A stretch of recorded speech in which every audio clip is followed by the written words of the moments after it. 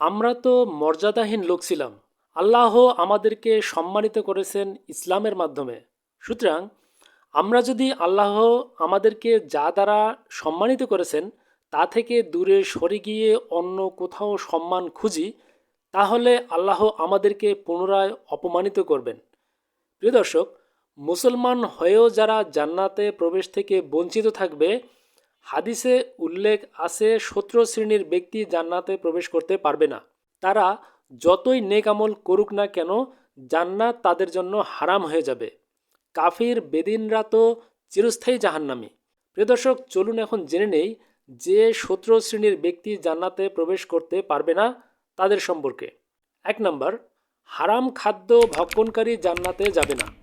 হজরত জাবের ইবনে আবদুল্লাহ রাদিয়াল্লাহু তাআলা থেকে বর্ণিত, রাসূলুল্লাহ সাল্লাল্লাহু আলাইহি সাল্লাম ইরশাদ করেন, যে দেহ হারাম খাদ্য দ্বারা লালিত পালিত হয়েছে তা জান্নাতে প্রবেশ করবে না। সুনানে বাইহাকি, হাদিস নাম্বার 5520। 2 নম্বর, আত্মীয়তার সম্পর্ক ছিন্নকারী জান্নাতে যাবে না। হজরত জুবাইর ইবনে মুতঈম রাদিয়াল্লাহু তাআলা হতে বর্ণিত, রাসূলুল্লাহ সাল্লাল্লাহু আলাইহি সাল্লাম ইরশাদ করেন, আত্মীয়তার সম্পর্ক ছিন্নকারী ব্যক্তি জান্নাতে প্রবেশ করবে না। সহিহ বুখারী, হাদিস নাম্বার 5525। নাম্বার 3, প্রতিবেশীকে কষ্টদানকারী জান্নাতে যাবে না। হজরত আবু হুরায়রা রাদিয়াল্লাহু তাআলা আনহুতে বর্ণিত, রাসূলুল্লাহ সাল্লাল্লাহু আলাইহি সাল্লাম বলেন, যার অত্যাচার থেকে প্রতিবেশীরা নিরাপদ নয় সে জান্নাতে প্রবেশ করবে না। সহিহ মুসলিম, হাদিস নাম্বার 66। 4 নম্বর, মাতা পিতার অবাধ্য সন্তান, দায়ুস ও পুরুষের বেশ ধারণকারিণী জান্নাতে যাবে না।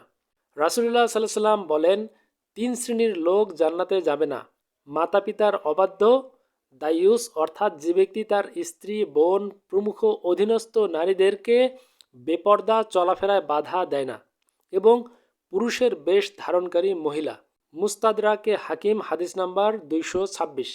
5 নম্বর, অশ্লীল ভাষী ও উগ্রমিজাজি লোক জান্নাতে যাবে না। হারেস বিন ওয়াহাব রাদিয়াল্লাহু তাআলা হতে বর্ণিত, রাসূলুল্লাহ সাল্লাল্লাহু আলাইহি সাল্লাম ইরশাদ করেছেন, অশ্লীল ভাষী ও উগ্র মেজাজি ব্যক্তি জান্নাতে যাবে না। আবু দাউদ শরীফের হাদিস, হাদিস নাম্বার 4168। 6 নম্বর, অধীনস্থদেরকে ধোঁকা দানকারী শাসক জান্নাতে যাবে না। হজরত মাকাল ইবনে ইয়াসার রাদিয়াল্লাহু তাআলা হতে বর্ণিত, তিনি বলেন, আমি রাসূলুল্লাহ সাল্লাল্লাহু আলাইহি সাল্লামকে বলতে শুনেছি, মুসলমানদের উপর প্রতিনিধিত্বকারী শাসক যদি এই অবস্থায় মারা যায় যে সে তার অধীনস্থদেরকে ধোঁকা দিয়েছে, তাহলে আল্লাহ তাআলা তার জন্য জান্নাত হারাম করে দিবেন। সহিহ বুখারী, হাদিস নাম্বার 6618। 7 নম্বর, অন্যের সম্পদ আত্মসাৎকারী জান্নাতে যাবে না।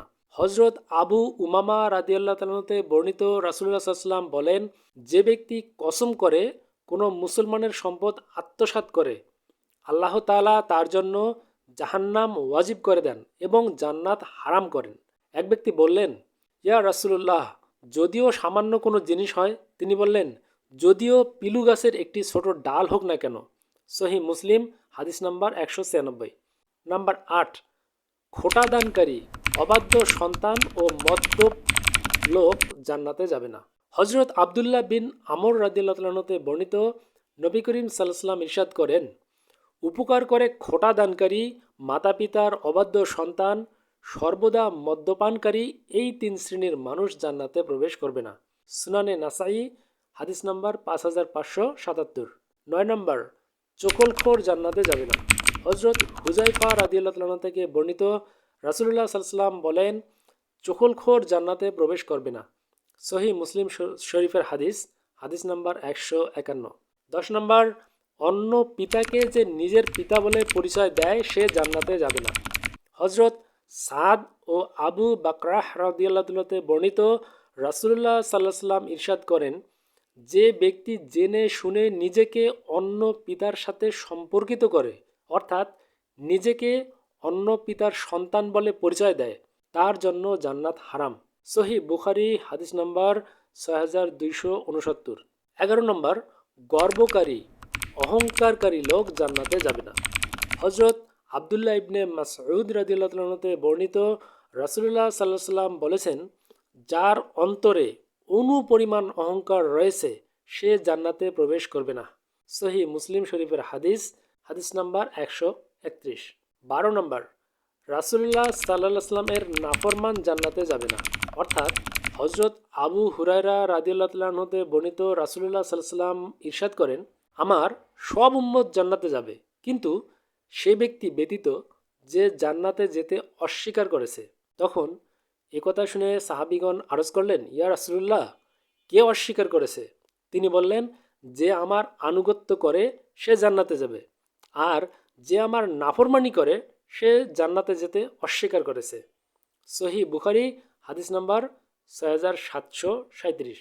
13 নম্বর, দুনিয়াবি উদ্দেশ্যে ইলম অর্জনকারী লোক জান্নাতে যাবে না। হজরত আবু হুরায়রা রাদিয়াল্লাহু তাআলা হতে বর্ণিত, রাসূলুল্লাহ সাল্লাল্লাহু আলাইহি ওয়াসাল্লাম ইরশাদ করেন, যে ইলম দ্বারা আল্লাহর সন্তুষ্টি অর্জন করা হয়, সেই ইলমকে যে ব্যক্তি দুনিয়াবি কোনো স্বার্থ সম্পদ হাসিলের উদ্দেশ্যে শিক্ষা করে সে জান্নাতের ঘ্রাণও পাবে না। আবু দাউদ শরীফের হাদিস, হাদিস নম্বর 3179। 14 নম্বর, অকারণে তালাক কামনাকারিনী জান্নাতে যাবে না। অর্থাৎ এখানে মহিলাদের কথা বলা হয়েছে। হজরত সাওবান রাদিয়াল্লাহু তাআলা হতে বর্ণিত, রাসূলুল্লাহ সাল্লাল্লাহু আলাইহি ওয়াসাল্লাম ইরশাদ করেন, যে মহিলা তার স্বামীর কাছে অকারণে তালাক কামনা করে সে জান্নাতের সুঘ্রাণও পাবে না। তিরমিজি, হাদিস নাম্বার 1108। 15 নম্বর, মাথার চুলে কালো কলব ব্যবহারকারী জান্নাতে যাবে না। হজরত আবদুল্লাহ ইবনে আব্বাস রাদিয়াল্লাহু তাআলা হতে বর্ণিত, রাসূলুল্লাহ সাল্লাল্লাহু আলাইহি ওয়াসাল্লাম ইরশাদ করেন, শেষ যুগে কিছু লোক কবুতরের সিনার ন্যায় কালো কলব ব্যবহার করবে, তারা জান্নাতের ঘ্রাণও পাবে না। সুনানি নাসাই, হাদিস নাম্বার 4988। 16 নম্বর, রিয়াকারী জান্নাতে যাবে না। অর্থাৎ যে ব্যক্তি মানুষকে দেখানোর জন্য কিছু করে। হজরত আবু হুরায়রা রাদিয়াল্লাহু তাআলা থেকে বর্ণিত এক দীর্ঘ হাদিসে রাসূলুল্লাহ সাল্লাল্লাহু আলাইহি ওয়াসাল্লাম ইরশাদ করেন, কিয়ামতের দিন সর্বপ্রথম একজন শহীদকে ডাকা হবে, অতঃপর একজন কারীকে, তারপর একজন দানশীল ব্যক্তিকে হাজির করা হবে। প্রত্যেককে তার কৃতকর্ম সম্পর্কে জিজ্ঞাসা করা হবে। অতঃপর শহীদকে বীর বাহাদুর উপাধি লাভের উদ্দেশ্যে জিহাদ করার অপরাধে, কারি সাহেবকে বড় কারির উপাধি ও সুখ্যাতি লাভের জন্য কিরাআত শেখার অপরাধে, এবং দানশীলকে বড় দাতা উপাধি লাভের নিয়তে দান সদকা করার অপরাধে উপুর করে জাহান্নামে নিক্ষেপ করা হবে। নাউযুবিল্লাহ। সহিহ মুসলিম শরীফের হাদিস, হাদিস নাম্বার 3527। 17 নম্বর, ওয়ারিশকে বঞ্চিতকারী জান্নাত থেকে বঞ্চিত হবে।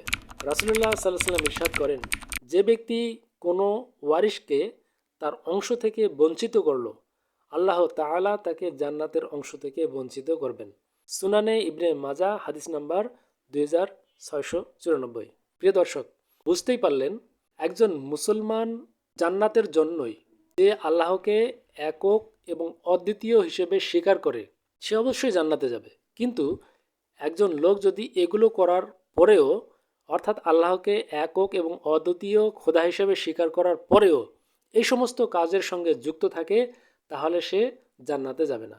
জান্নাত লাভ করা খুবই সহজ, কিন্তু সামান্য কিছু কাজের জন্য মানুষ জান্নাত থেকে বঞ্চিত হবে। প্রিয় দর্শক, বুঝতে পারতেছেন, আমরা যদি এগুলো কাজ থেকে বিরত থাকি তবে অবশ্যই ইনশাআল্লাহ আল্লাহ তাআলা আমাদেরকে জান্নাতে দিবেন। আল্লাহ তাআলা আমাদেরকে এই সমস্ত কাজ থেকে বিরত থাকার তৌফিক দান করুন। আমিন। ভালো থাকবেন সবাই। আল্লাহ হাফেজ।